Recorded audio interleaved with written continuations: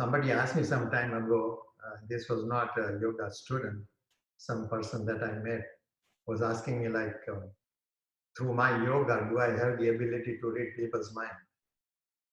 My answer to that gentleman was, there is enough garbage in my mind. Why do you think I want to read anybody else's mind? Basic confusion in the mind has to be understood. And the primary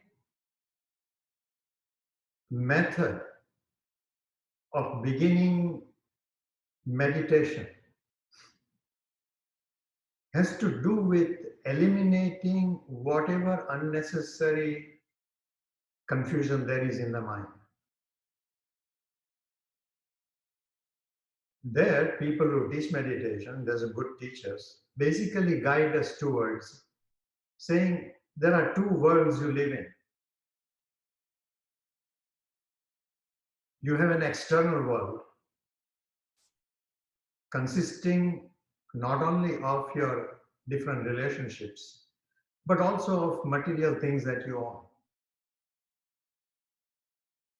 And to sit in meditation, to begin the process of meditation, the first thing you might be asked is, see that you keep external world external. Meaning that thereby that if you have, let's say, an argument with your spouse, in your meditation, first see that that has to do with your external world. What you tend to do is you take, what the mind tends to do, I should say, is to take an external situation and internalize it. Meditation deals with separating the external world from the internal world. Internal world doesn't have to do with, suppose I have a child and I have some problem with the child. That thought will come in. That is, I'm not talking about that as internal world. Internal world has to do with my meditative process with regard to understanding who am I.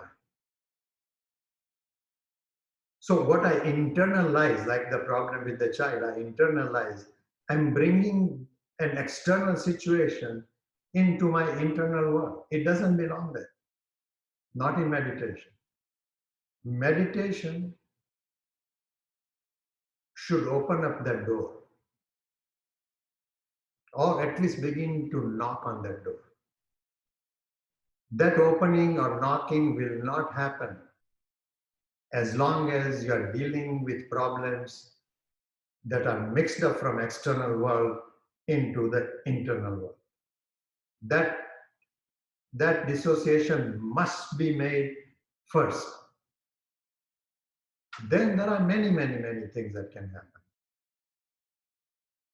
I will stop a moment. If anybody has a question, unmute yourself so we can deal with any question you might have.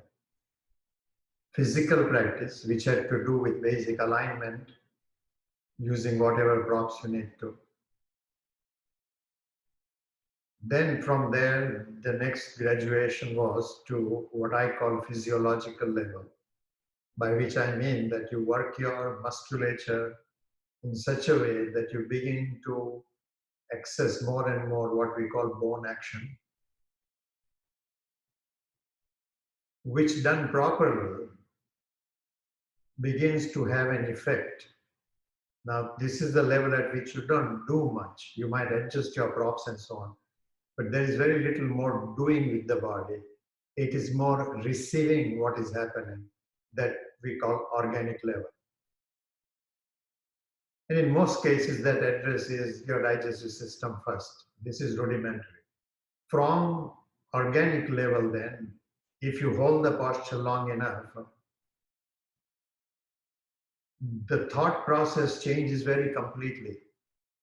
There is much, much more receptivity rather than processing thinking or process thinking, which then turns the posture into a pranic action.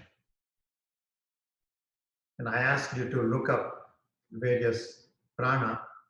in light on pranayama. But the two most important are the pranavayu, which goes through the breath, primarily in your chest. From there, it will go to all other pranas. And the apanvayu, which has to do more with your digestive system.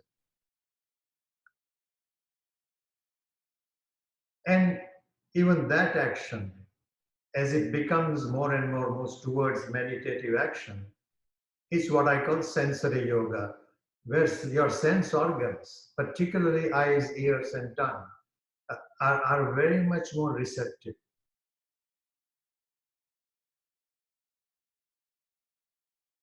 From sensory part to meditation,